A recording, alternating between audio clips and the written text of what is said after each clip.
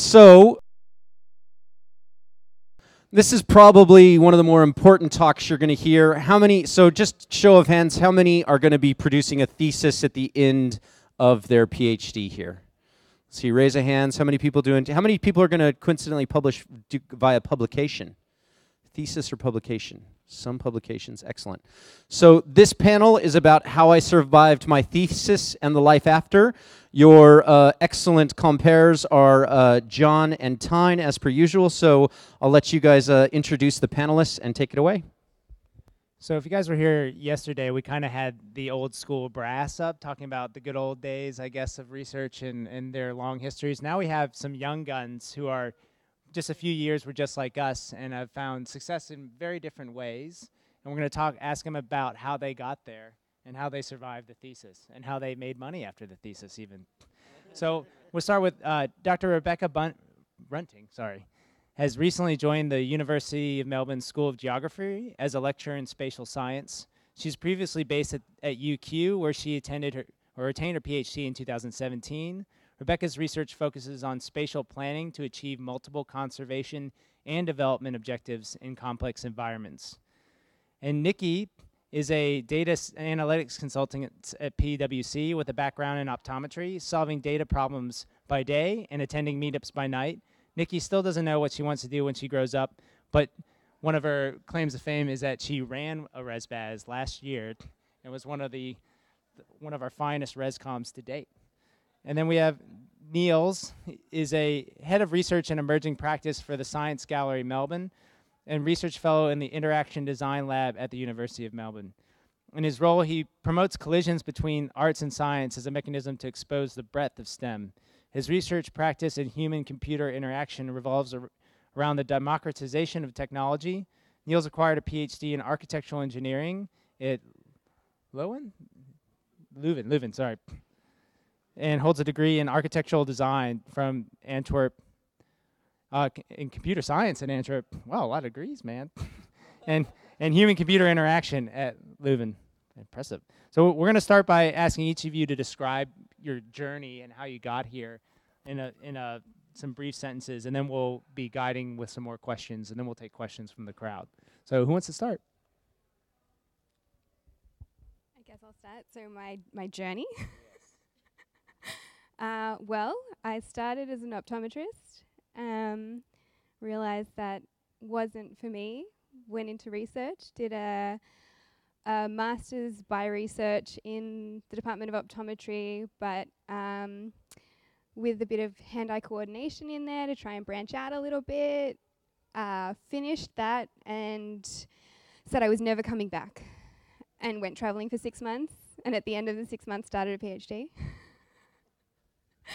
I came back saying, I want to learn to program, and my master's supervisor said, we have the perfect project for you. You can learn to program. We have visual field tests that we want to reprogram with new algorithms, so you can use that and do a PhD in that area.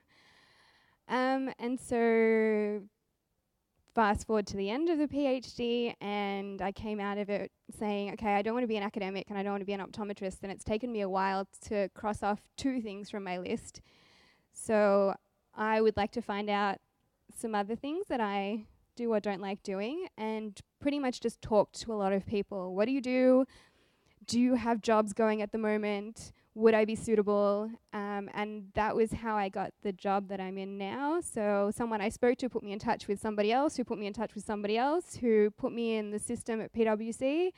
And when they were hiring, they called me, and that was how I ended up there. That's my journey. Yeah. So I guess my journey was perhaps a bit more conventional. I did my undergraduate in environmental management at the University of Queensland and continued with my honours and research assistant, PhD and postdoc, all at the one institution. So in academia, we do get a lot of advice that it's good to go and visit other research institutions and move around a lot, but for various personal reasons that didn't work for me, so I didn't do that. So it's important to, take the advice that works works best for you. And then recently moved down to Melbourne. I've started in January, so I'm very new here in spatial science. So still researching in sustainable development and environmental management, which of course has very strong spatial aspects, and really focusing on the spatial science both in teaching and research.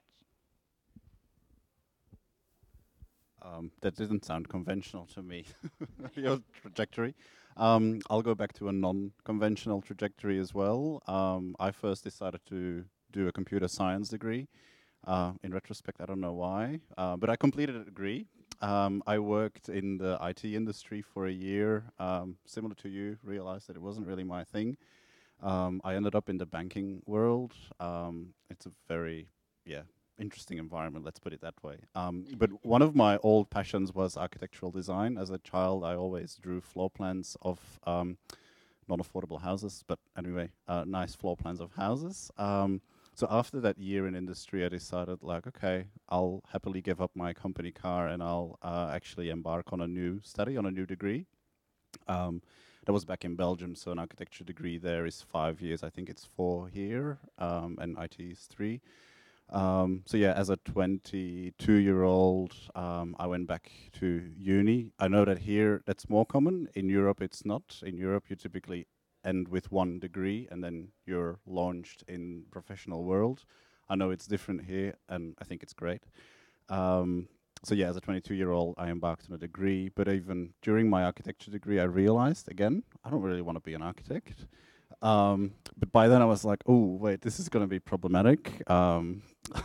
Whoever was funding me, mostly my parents back then, would probably not be happy with me pursuing another degree. Luckily, after these 5 years, or somewhere during these 5 years, I found out that there was such a thing as a PhD. So you get paid and you can actually still study. So great. And very conveniently, there was an opportunity in Belgium for a fully funded PhD degree that basically combined some of the aspects of IT with the aspects of architecture. Yeah, and I had a chat with my then potential supervisor. That went really well. I had actually not officially graduated yet, so I had nothing to show. But he hired me. I started pretty much 2 months after I graduated architecture, and I embarked on a 4-year PhD. Again, difference with Belgium and Australia, PhDs are 4 years, slightly more relaxed, you might think. Maybe it's not. And then during my PhD, I ended up in Australia because indeed they do encourage all sorts of collaborations. And I was here with the School of Computing and Information Systems for about 6 months on an Erasmus Mundus scholarship. And I stuck around. So my wife is Australian. We met each other here. Yeah, and I decided to move to Australia pretty much forever, I suppose. And then again, so after that PhD, so I had to go back to Belgium to finish the PhD, all sorts of visa issues, very stressful. So after that PhD, I decided, or I said to myself, actually, I don't know what I'm going to do now, because indeed I didn't really want to be an academic, but I also didn't really want to end up in industry. But I did end up in Melbourne by then, having serious challenges actually finding a job. So yeah, networking as things happen in Australia, had numerous chats with people, and then ultimately ended up with one foot in Science Gallery Melbourne, which is a University of Melbourne initiative, and then the other foot back in the School of Computing and Information Systems. That's great. I guess my next question will be, in your day-to-day post-PhD lives, what skill did you learn in your PhD do you use most often?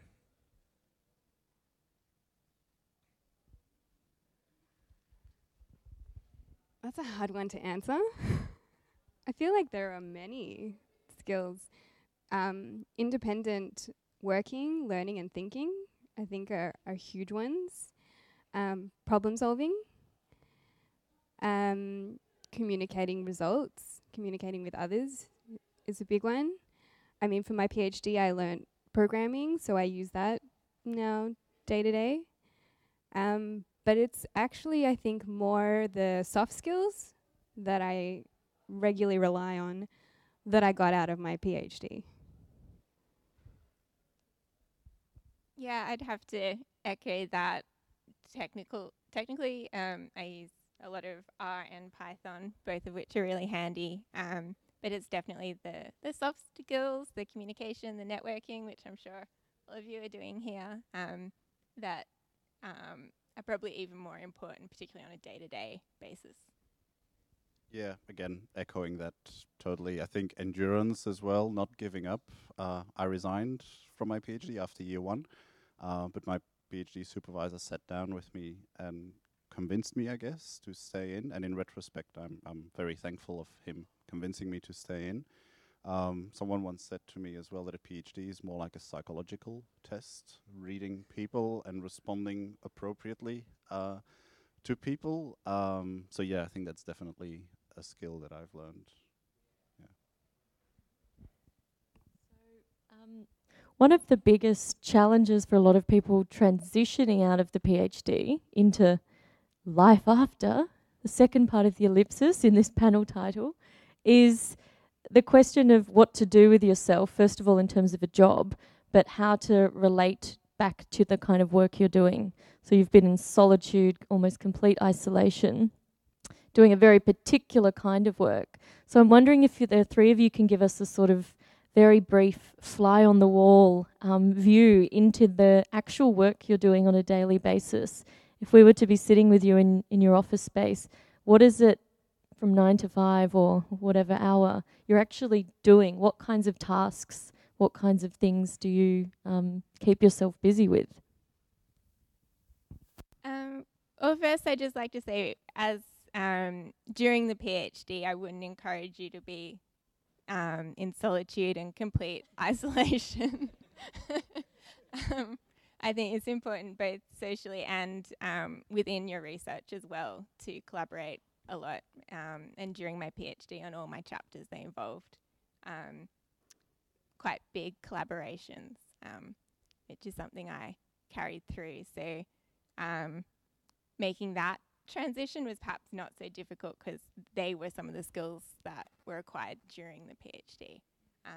And so whether that's collaborating on technical issues or maybe you've learned a new tool that you really want to try out and you want to partner with someone that has a cool problem they want to solve or that sort of thing, is definitely really useful. I completely agree about the solitude part. So during my PhD, I helped to co-found a student society for researchers in my department to make sure that we were regularly touching base with each other and involving each other in a way that there was a support network ready when you needed it, because doing a PhD, you need it. And I found that moving into life after PhD was actually not that different. So during my PhD, I would sit at my desk and work on the things I needed to work on. If I had a meeting, I would prep for the meeting. If I ran into a problem, I would find someone to bounce ideas around with. I would meet with my supervisors. Now I sit at a desk, I work on what I need to work on, I prep for meetings. When I run into problems, I bounce ideas around. I now report to a manager rather than a supervisor, but the time scales are shorter, but the day-to-day is not actually that different, which I found surprising because I did think that it would be a big transition, and really the skills are very transferable. I found it anyway, very similar.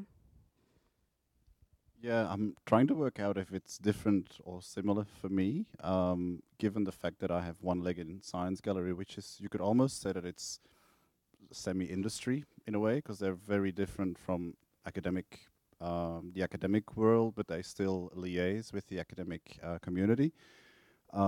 It's really interesting combining that academic career in social news, so in the computing and information systems department, with science gallery. Yeah, I might need a minute to think whether it's very different for me. I think it is. I feel like doing a PhD for me in architectural design was mostly sitting at a desk, sometimes developing prototypes, because I did research in public space with technology, so making things. but mostly was sitting at a desk, reading, writing. Right now I have like 30 meetings a week, which is the first couple of weeks when I started in this position, that was so overwhelming, because I had never confronted or seen that before. If I was lucky, I had one meeting every 2 months with my supervisor. So that was really new. Yeah. Yeah. So we have 5 minutes. Do we have questions from the crowd? So, with those 30 meetings you mentioned, do you feel like you're actually getting work done? Are they productive meetings or? Question. I think in the first couple of months, because I was new in that role, I did indeed think it was lost and wasted time. But now, so with Science Gallery, we're working on exhibitions. We're trying to connect artists with scientists to work together on the exhibits that we will show. So now, all of a sudden, these things start to click and start to, work really well. We have scientists that come to us proactively and say, hey, I want to work with this artist on that piece you'll exhibit in July. And that requires a lot of meetings, that requires a lot of calendar juggling. But yeah, I'd say probably 75% is effective. Part of my meetings deal with architects and builders, because we're building Melbourne Connect across the road.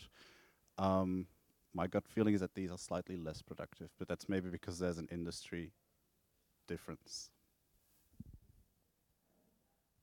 Okay, any others? Don't mind the question, but I wanted to ask, since you've done PhD, so do you feel you have an edge over others who haven't? Since you're all in a working profession, and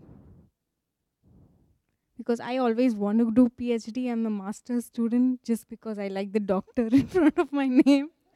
And I don't like medical field, so the other way to get is through PhD. Yeah, that's definitely a plus. Well, certainly for academia, it's a requirement. So. I'm talking from industry perspective. It's definitely less of a requirement, and I hear sometimes it's actually not looked on as favorably. There are some stereotypes around people who have been in academia for a while, but actually being in the workforce, I would say that I definitely have an edge over the people who've come in and didn't go through that experience. My thinking, my time management, my just self-management is a lot better, stronger. I would say there are some clear traits that I've picked up through doing a PhD that have carried through to the workforce that clearly show when you compare to other people who have not come via that track. I completely agree. So the analytic skills, I think that's an edge, perhaps over people that don't have a PhD, but at the same time, I'm conscious that you can develop that by, not necessarily pursuing a PhD. The title helps, it opens doors, but like you say as well, sometimes it closes doors.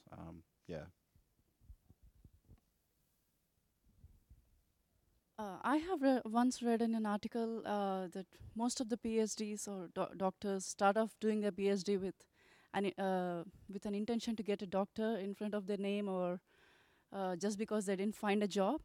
So in such a scenario, how do we find a motivation? Because I believe that to do a PhD, to be a successful, to successfully complete a PhD, we need a passion for the subject, and that keeps us going, the motivation. So in the other case where we just take up for the sake of taking up a PhD because we didn't have a job, or just to get a doctorate in doctoral degree. So how do we keep up the motivation and passion going in the subject, like to complete the PhD?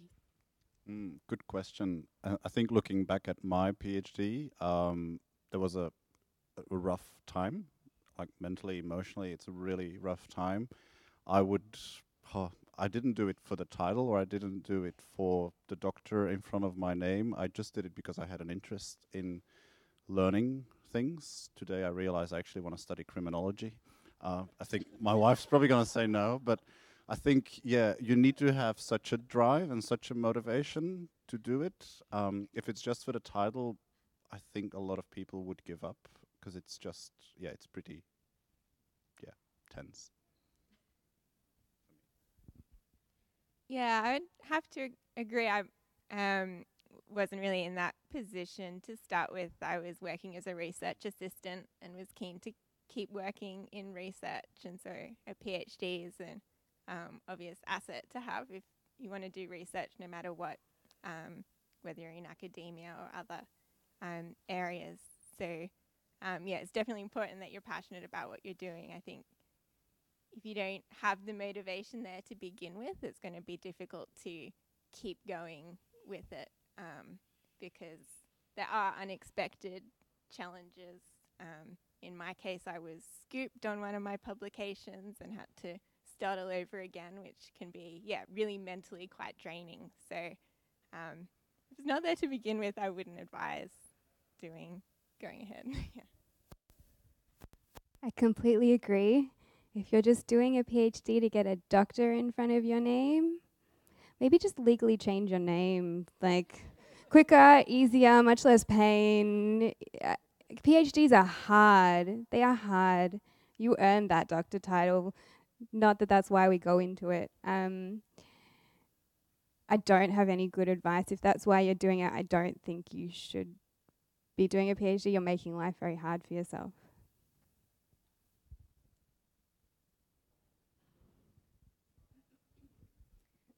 Not to dwell on negative, but I think sometimes we relate to the struggle. So I wanted to ask you, looking back on your PhD, what's one thing that you wish you'd done differently?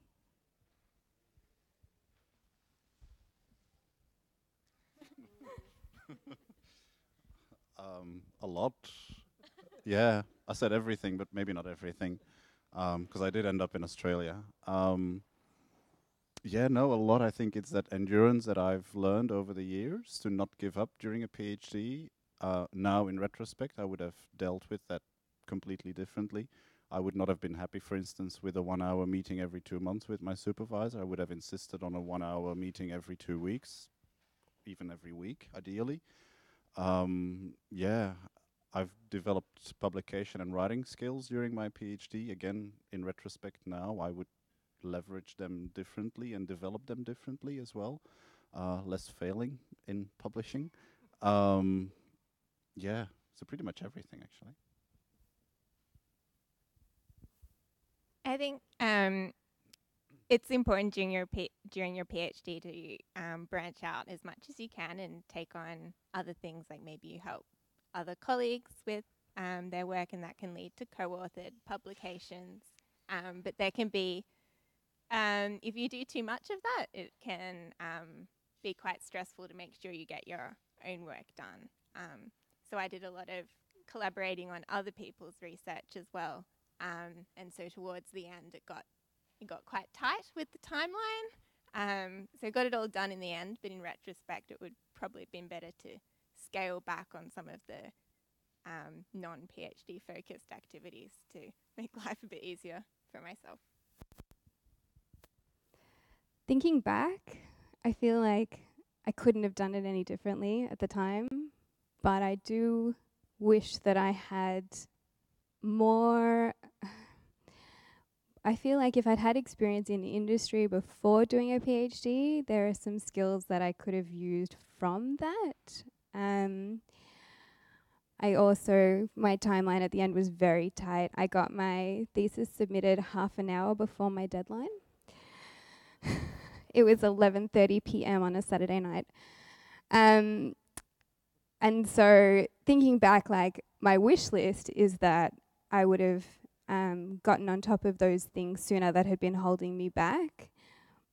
But at the time, you get so enmeshed in the details, it's hard to see that and it's hard to get out of that.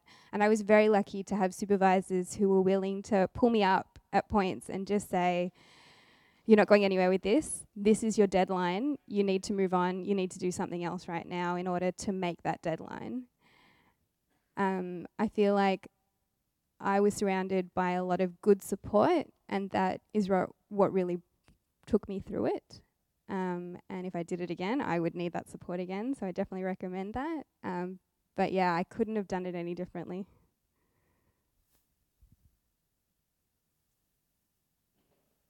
Any more questions?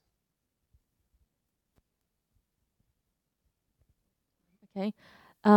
Just quickly, a final, so for to end on a boost, that was devolving rapidly. How I survived my PhD and life thereafter. What's your top tip, survival tip for everyone? Well, just don't give up. It's a PhD. I find in retrospect, it's an exciting journey. Most doors do open. If you're not into it for the title, but if you're really into it because you want to learn and make a name for yourself in the academic world, then do it and just don't give up when a publication gets rejected, because you will get them rejected, and you probably should get rejected publications.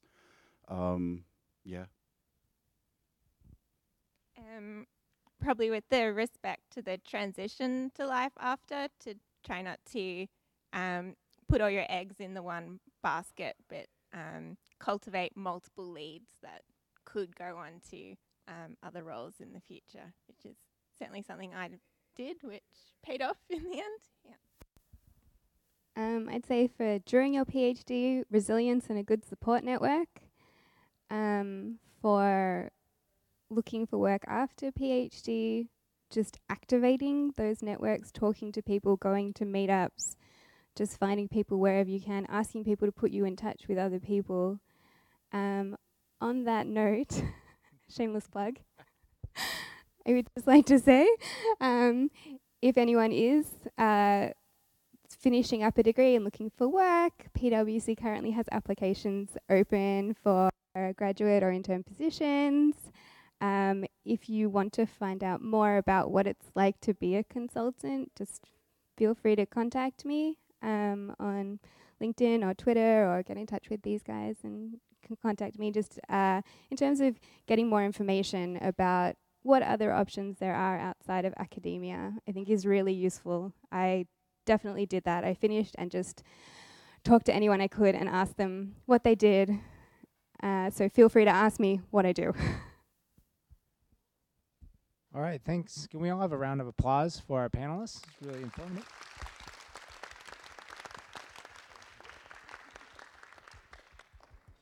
So that's a wrap. I guess we have a closing ceremony that Dave will speak to. Yes, well, we've made it. Everyone can breathe a sigh of relief, and thank you for staying through to us to the end. We've got a couple of key things that we still need to do. Who's going to help me do this? Tyne, you going to help as well? You guys are welcome to stay, you know. All right, so first and foremost, we have to unveil. Did everyone vote on their favorite poster? Yeah? Did you get your sticker? You vote? Everybody liked the posters, yeah? So a lot of people spend time, gave everybody a couple of ideas. Well, we are now going to unveil the #1 prize poster. And luckily, thank goodness, the boss is showing up to... Here we go. Okay, so without further ado, I need you all to help me do a little drum roll. Everyone on their laps. And the winner of the prize is... Jeremy! Is Jeremy here? Yes, come on up, Jeremy. Fantastic. Excellent. And I got to say, Jeremy's been fantastic. How many years have you been to ResPaz? This is my second year here. Yeah, second. So it's great to see returned faces. It's still treating you okay? I mean, obviously, we're getting your prizes now. You can't complain. So any idea on where you're going to what you're going to use your Qantas voucher on? I'm thinking a hiking trip to Tassie. Ooh, I love that. Ooh, we need to talk more. Definitely check out Tassie, guys, and take advantage as PhD students. Those of you who are international, see Australia. It's an amazing place. One more round of applause for Jeremy, everyone. Thank you, Jeremy.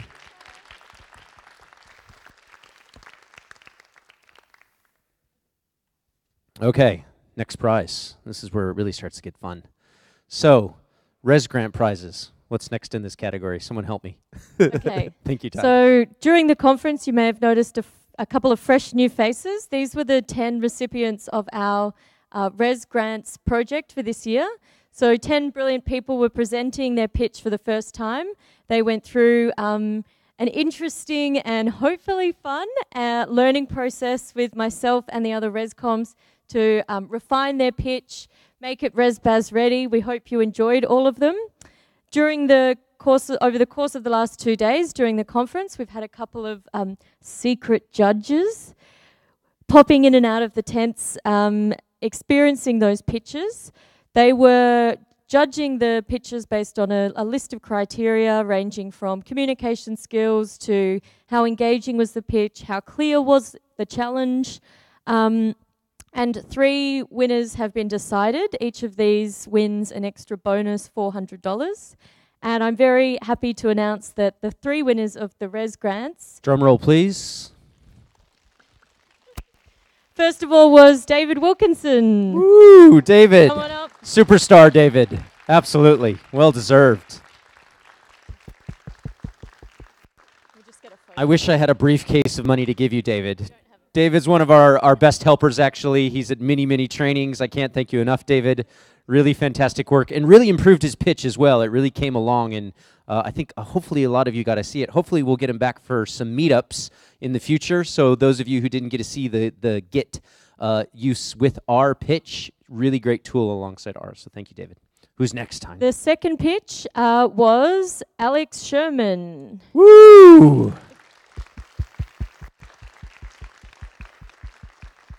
Well done, Alex. What was your pitch on, Alex? I was on a maker. Excellent. Well done, mate. Congratulations.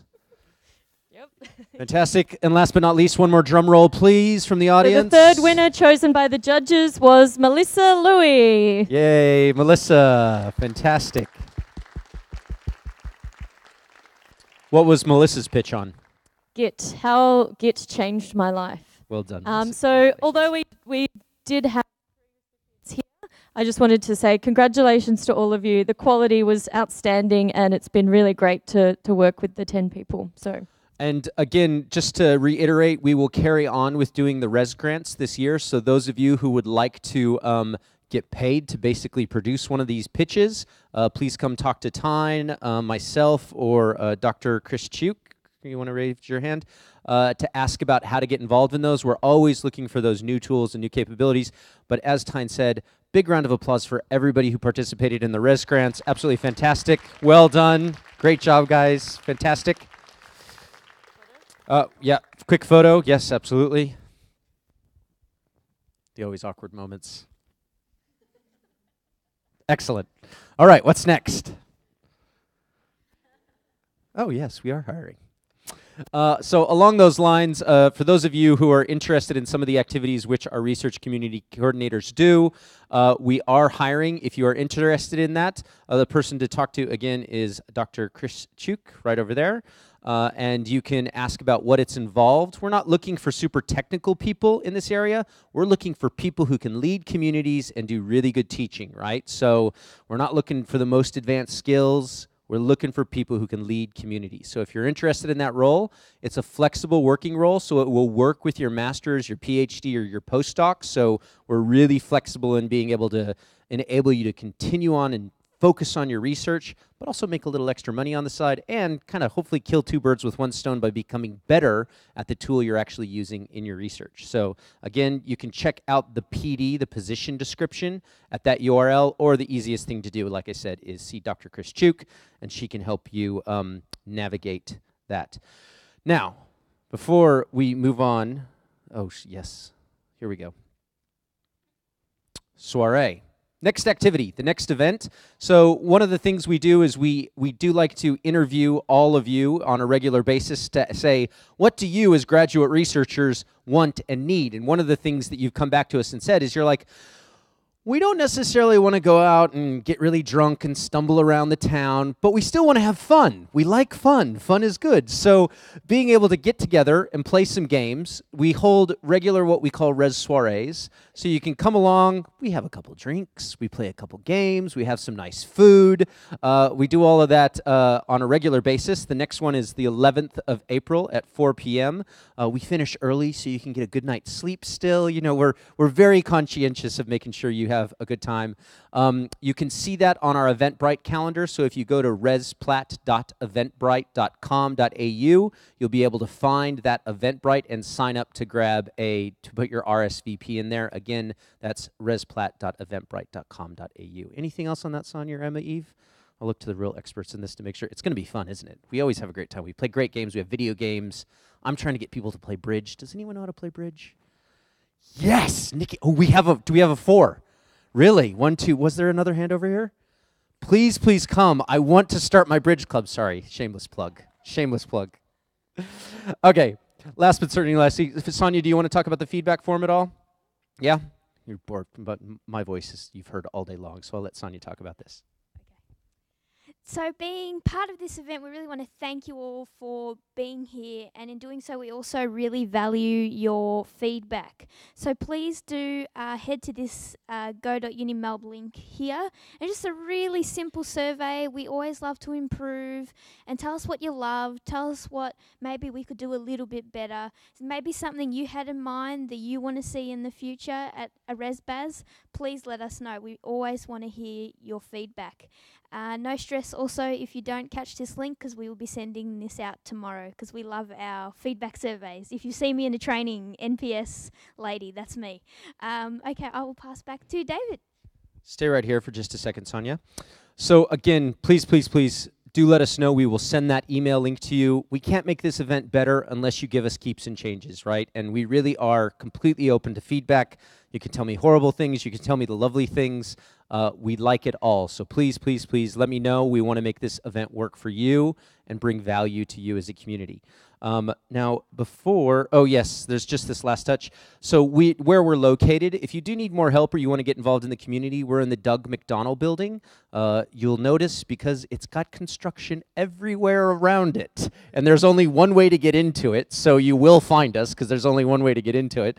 But we have a dedicated space. It's got a nice Quantish lounge-like feel. You get free tea there. You get to, listen to music if you want to, and it's reserved. So if you ever need a space on campus to come and work and hang out, please come to CoLab. It's hence the cohabitation idea. So come on, swing on by. Like I said, it's a good place to work and a good place to hang out. So please see us there.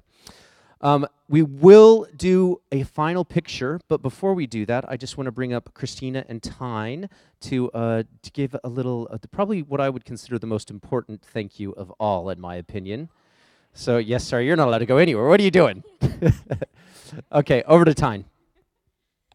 Before we hand this to Sonia, I just wanted to point out a very important special person, Emma Eve, who is also deserving of a very big thank you. Keeping things running, being a brilliant, beaming, smiling face, keeping the sort of social media stuff alive.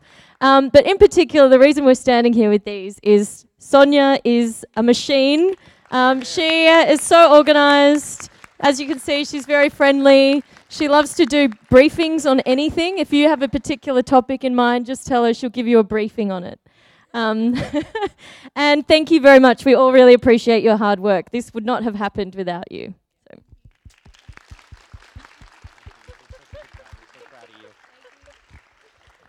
I can't express my gratitude enough. Sonia has been amazing. She's been working on this for half a year to try to make it all happen and pull everything together. So please do, everyone, stop by and express your personal thanks to Sonia, because it was really because of her that we're all together here. Yes. All right, one last thing to do.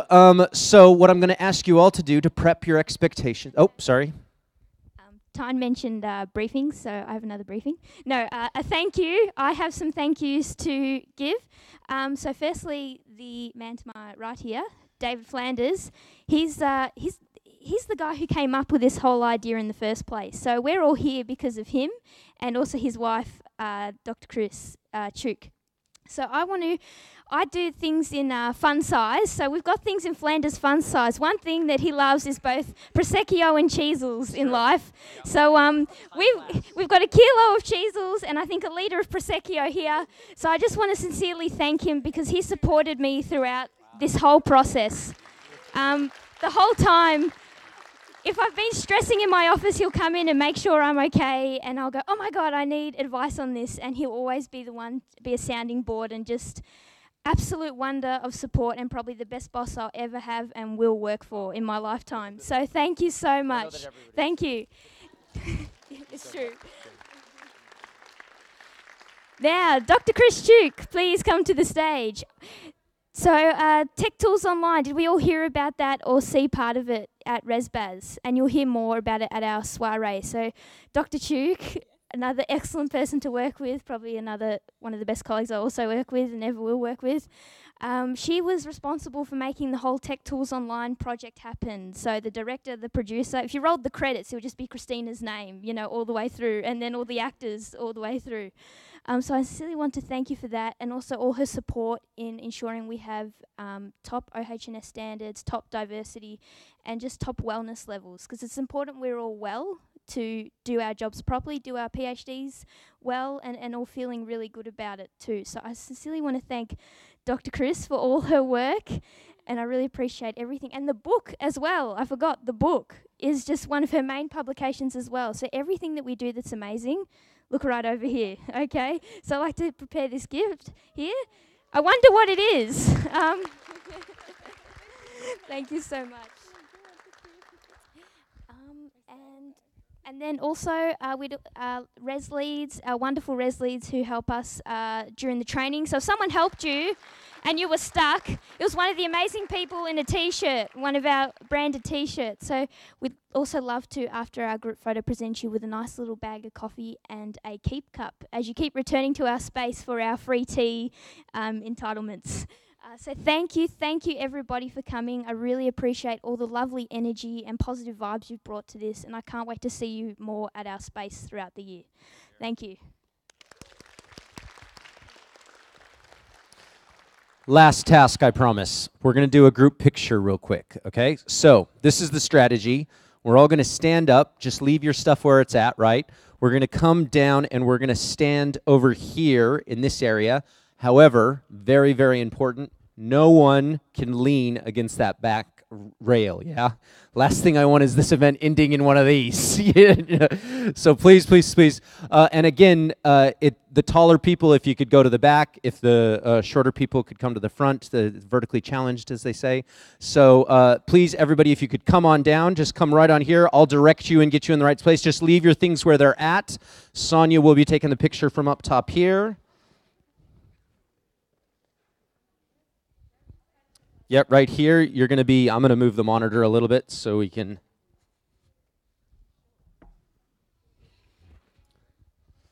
So Sonia, get up there and then give us the scope with the camera, yep. No, stay that way, because we're going to, which are you going to shoot this way? Yes. Yep. Don't worry, we'll get there. It's good. Now we need some, I know, you know, it takes a room of PhDs to figure out how to configure this. Okay. So everybody's going to have to squeeze this way because we're going to shoot with that big on the back. So basically, everybody from that side needs to move that way. Everybody needs to be on this side of my arm. So everybody squeezes that way, yeah? Is that right, Sonia? Where'd Sonia go? Did I lose Sonia? Okay. Which way are you shooting?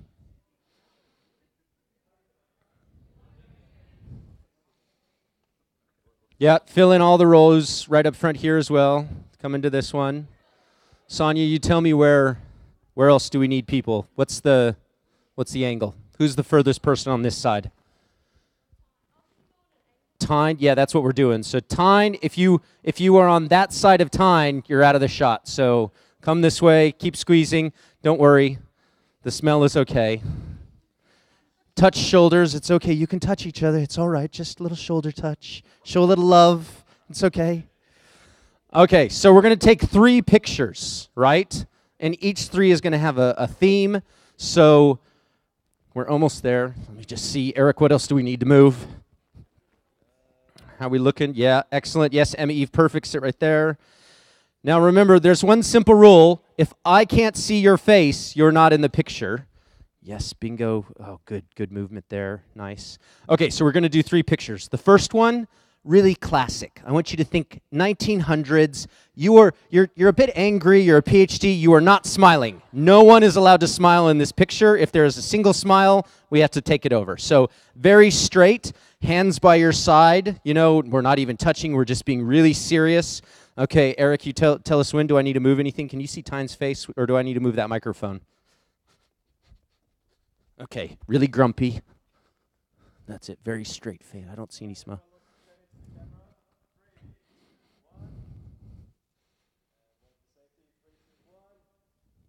Okay, picture number 2. You're only slightly happier in this one, right? So this is just kind of, I want to smile, and you are allowed to touch people in this one if you want to, you know, properly, but, you know, show a little affection. It's a nice smile. Oh, those are lovely smiles. You can show teeth if you want. That's okay as well. Okay, that's kind of a grimace, a little bit more. Show a little bit of teeth. Excellent.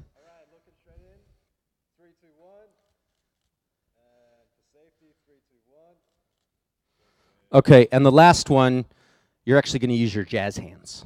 So just down, they need to be tight because you don't want to be hiding the person's face. So right here, the people in the back can put their hands up. Yeah. Oh, there it is. Right over here. Niels, show me some hands. There we go. And then on the count of 3, I want to hear you say Rezbaz. So let me get out my actual video here because we're going to actually we got to do an animated GIF, don't we? Okay, so on the count of 3, you're all going to say Rezbaz. 1, 2, 3. Excellent. One more time. 1, 2, 3. Fantastic. Thank you all. Give yourselves a round of applause. And see you all around CoLab.